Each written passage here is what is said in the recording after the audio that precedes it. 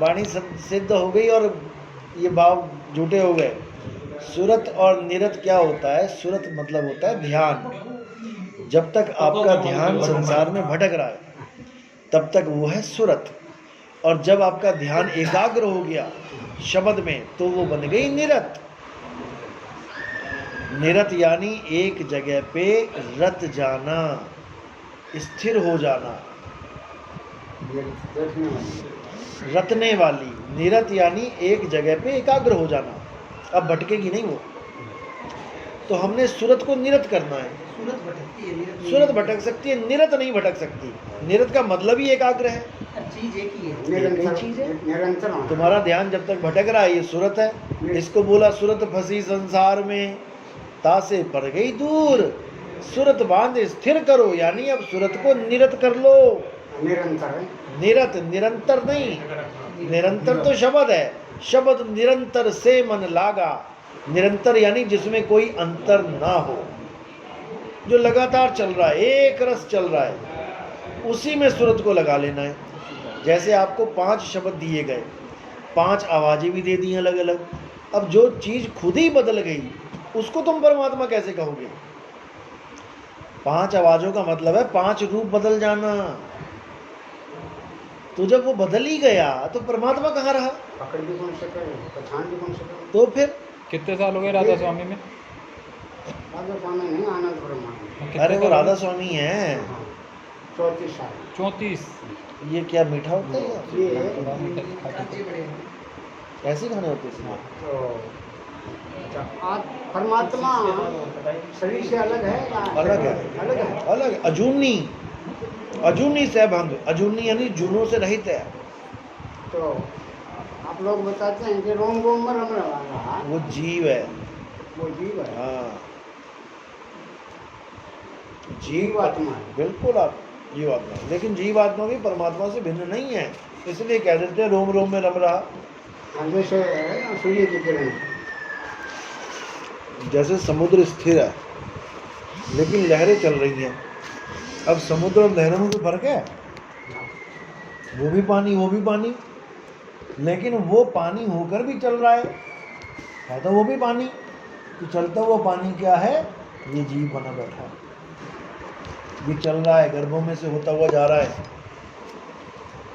84 लाख गर्भों में भटक रहा है। और जो नहीं भटक रहा वो क्या है? वो स्थिर समुंदर परमात्मा।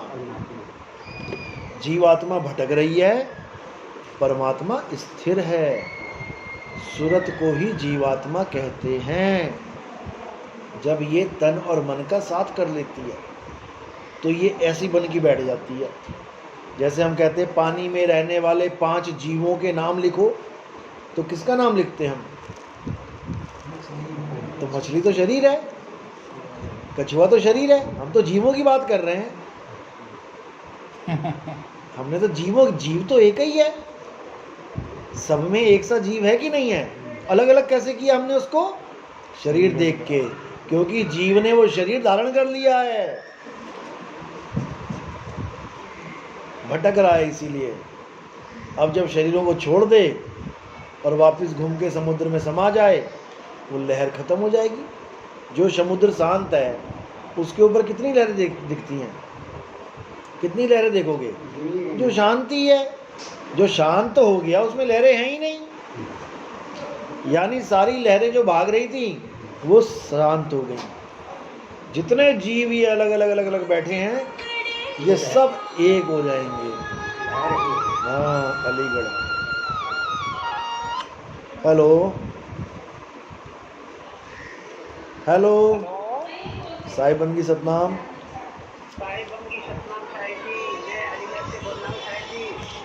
नाम बोलो। हाँ जी, हाँ जी, बोलिए। बढ़िया बढ़िया, आप सुनाओ।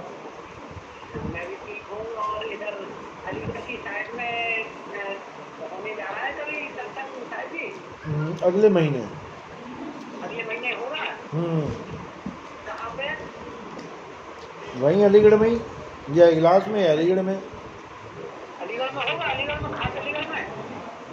हाँ, करेंगे इस बार। अच्छा, अरे बहुत बहुत बहुत बहुत खुशी हो रही है सर। चलो, अच्छी बात है। तो गए थे हम बार। अच्छा अच्छा।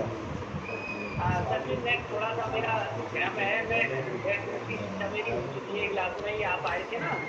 हाँ हाँ हाँ, लेकिन अभी बात सुनो, अभी कहीं बैठा हूँ मैं, अभी इसके ऊपर बात नहीं कर पाऊँगा। आप फ्री होके, जब मैं फ्री होऊंगा ना तब मैं आपको फ़ोन करूँगा। अच्छा चलो सतनाम सतनाम।